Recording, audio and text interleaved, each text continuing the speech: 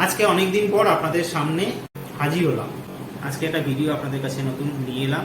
আজকে আপনাদের যেটা নিয়ে বলবো সেটা হচ্ছে শিয়া বীজ বা শিয়া সিডস নিয়ে। শিয়া সিডস সাধারণত ব্যবহার হয়ে থাকে রোগা হওয়ার জন্য। আজকে আলোচনা করব সত্যি কি শিয়া সিডস খেলে রোগা হওয়া যায় কিনা, এটা কোনো চমৎকারী জিনিস কিনা, এটা খেলে সত্যি আপনার ওয়েট লস হয় কিনা, এর ভিতর কি কি প্রপার্টিস থাকে সেটা নিয়ে বলবো। আর বলবো এটা কত মাত্রায় বা কত ডোজে খেলে আপনি ম্যাক্সিমাম বেনিফিটস পেতে পারেন। শিয়া সিডস খেলে কি সত্যি চুটকিতে রোগা হওয়া যায়, না এর সঙ্গে আরো কিছু করা উচিত যার জন্য এর বেনিফিটসটা আপনারা পেতে পারেন। চলুন তাহলে ইন্টারেস্টিং ভিডিওটা শুরু করি। তার আগে ভিডিওটা লাইক করুন, ভিডিওতে নতুন হলে সাবস্ক্রাইব করুন, আর ভালো লাগলে বন্ধুদের মধ্যে শেয়ার করুন যাতে এর ইনফরমেশনগুলো আপনার বন্ধুরা পেতে পারেন। তাহলে চলুন দেরি না করে ভিডিওটা শুরু করা যাক।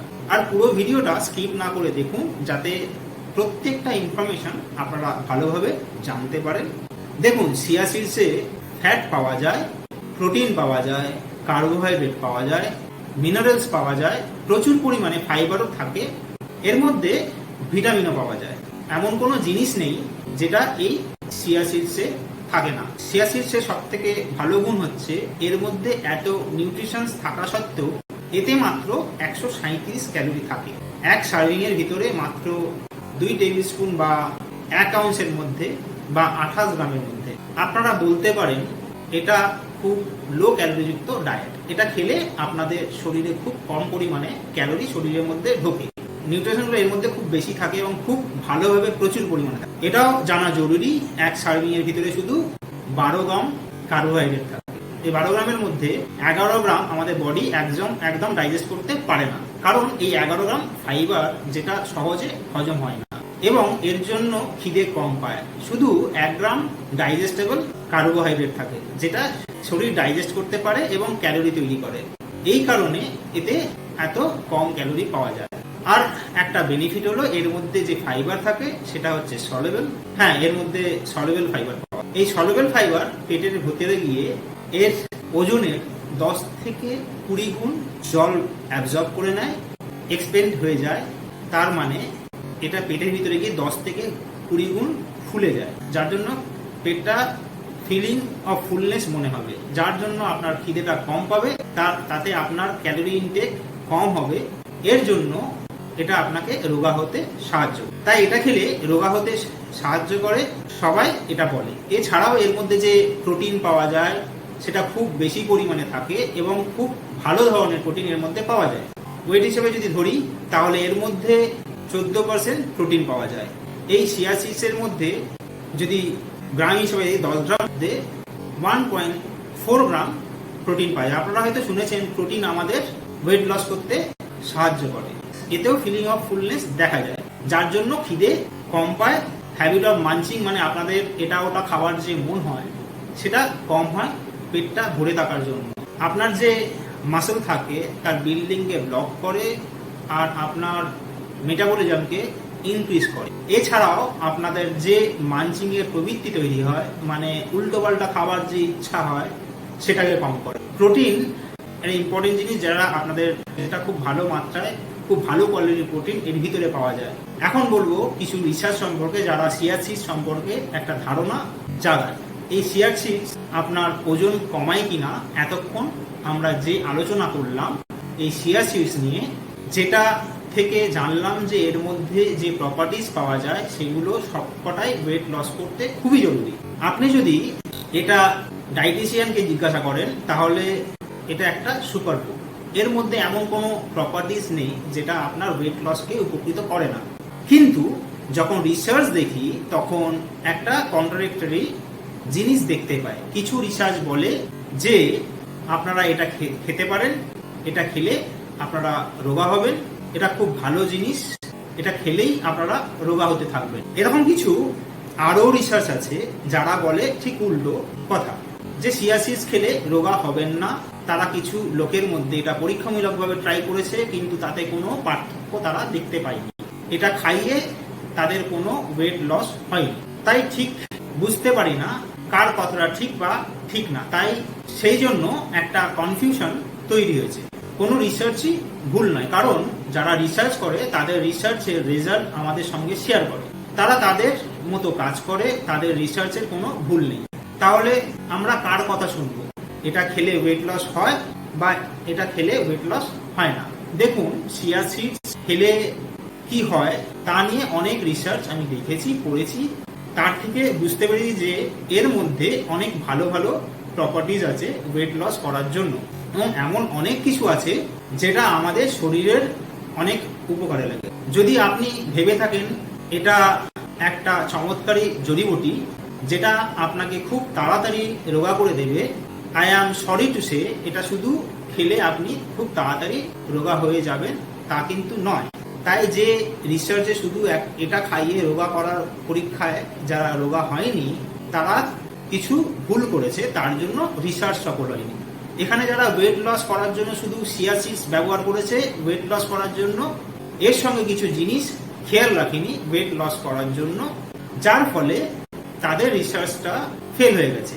এই ভুল আপনারা একদম করবেন না। আপনাদের যে ওয়েট লস এর প্রোগ্রাম আছে সেটা কমপ্লিট অ্যাজ এ হোল আপনাকে গ্রহণ করতে হবে। চিয়া সিডস এমন কোনো চমৎকারী জিনিস নয় যেটা আপনি খেলেই রোগা হয়ে যাবেন। আপনি ওয়েট লসের একটা পুরো প্ল্যান করুন, যার সঙ্গে আপনি চিয়া সিডসকেও ব্যবহার করতে পারেন, এই প্ল্যানের অংশ হিসাবে গ্রহণ করতে পারেন। আপনার ওয়েট লসের প্ল্যানে আপনি এক্সারসাইজ করতে পারেন, খুব ভালো ডায়েট প্ল্যান করতে পারেন, এর সঙ্গে কিছু সাপ্লিমেন্টও যোগ করতে পারেন। একটা পুরো প্ল্যান প্রোগ্রাম করুন আপনার রোগা হওয়ার জন্য, তার সঙ্গে আপনি চিয়া সিড খেতে পারেন।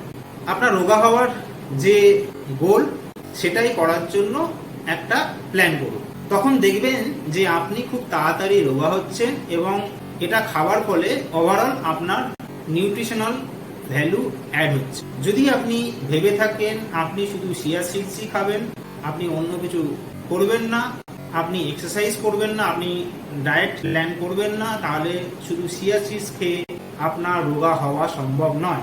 একটা ইন্টারেস্টিং গল্প শেয়ার করছি। আমার কিছু বন্ধু বান্ধব আছে যারা শুধু চিয়া সিডস খায় আর দুপুরবেলায় সন্ধ্যেবেলায় তারা অনলাইনে butter chicken, burger, pizza order করে খায়। তারা ভাবতো যে তারা তো চিয়া সিডস খেয়ে নিয়েছে, তাতেই তারা ওয়েট লস করতে থাকবে, কিন্তু তারা কিছুতেই রোগা হচ্ছে না।